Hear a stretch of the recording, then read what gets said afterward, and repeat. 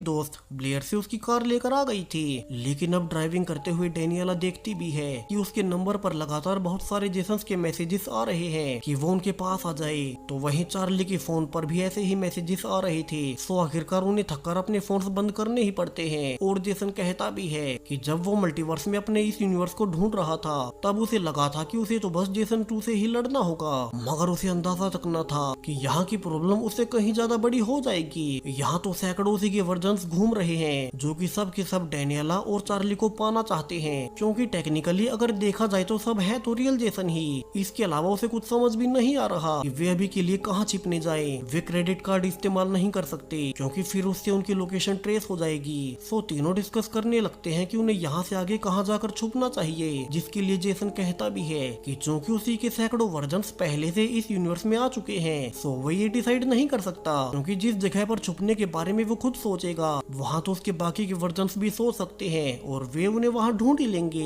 इसके अलावा बाकी जेसन डेनियला को भी अच्छी तरह से जानते हैं। सो दोनों अब चार्ली पर फैसला छोड़ देते हैं कि वो उन्हें एक ऐसी जगह पर ले चले जहाँ पर कि आज तक उन दोनों में से कभी कोई न गया हो, ताकि वहाँ उन्हें बाकी के जेसन्स ढूंढ ना सके। तो यहाँ से चार्ली अब दोनों को काफी दूर अपने एक दोस्त के घर पर ले जाता है, जहाँ उसके दोस्त की फैमिली अभी वेकेशंस पर दूसरे देश में गई हुई थी। तो वहीं यहाँ चार्ली बहुत पहले आया था, तो उसने कभी अपने पेरेंट्स को इस घर के बारे में कभी बताया ही नहीं। सो अब चार्ली अपने दोस्त से इस घर का पासवर्ड लेकर अंदर जाता है और तीनों मिलकर फाइनली कुछ दिन यहीं छिपने का फैसला करते हैं। हालांकि यहाँ चार्ली अभी तक भी डरा हुआ था कि वे कर क्या रहे हैं। वो अपने ही पिता से भागता फिर रहा है, जिस पर कि जेसन उसे समझाता भी है कि अभी के लिए तो ये उनकी मजबूरी है। वहीं चार्ली फिर से पूछता है कि जितने भी जेसन्स उन्होंने अभी तक देखे हैं वे सभी तो उनकी केयर ही कर रहे थे, वे सभी डेनियला और चार्ली को पाना चाहते हैं, तो क्या वे उसके असली पिता हैं? अब रियल जेसन यहाँ से चाहता तो चार्ली से सब कुछ छिपा सकता था ताकि वो अकेला उसका हीरो बन जाए,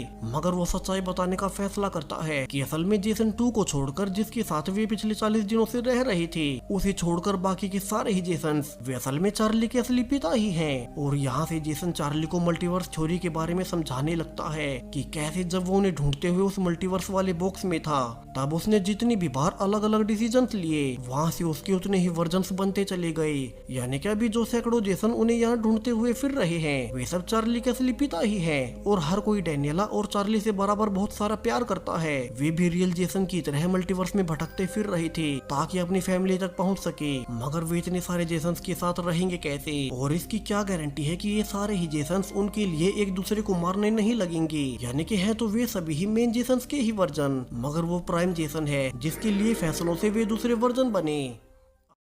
अब ये सुनकर चार्ली सब कुछ समझ चुका